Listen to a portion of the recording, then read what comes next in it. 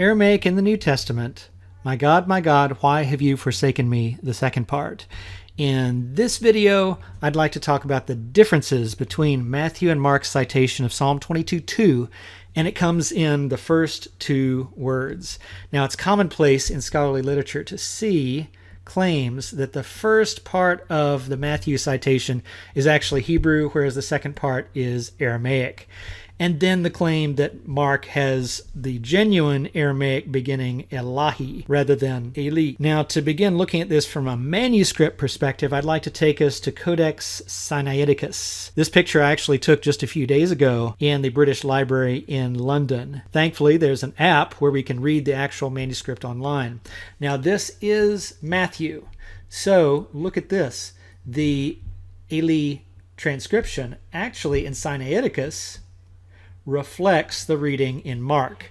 Now the question is this a text critical issue where there's harmonization with Mark, driven by the tendency to believe that Eli is Hebrew and Eloi is Aramaic?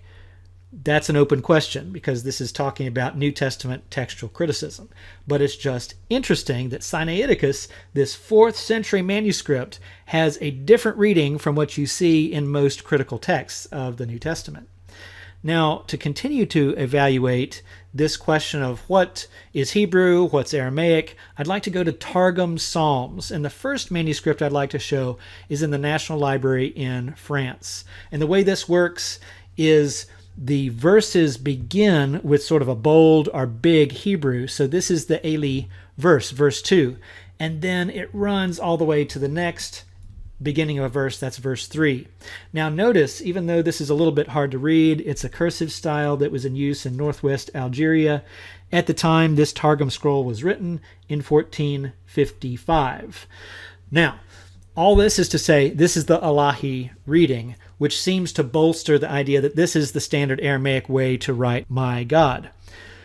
That is, until we look at the Second Rabbinic Bible. This is 1525, and notice in Targum Psalms we have the same reading as the Hebrew. So here's Aramaic and here's Hebrew. In fact, the majority of Targum Psalms manuscripts have the so-called Hebrew reading rather than a specifically Aramaic reading for my God right here in Psalm 22.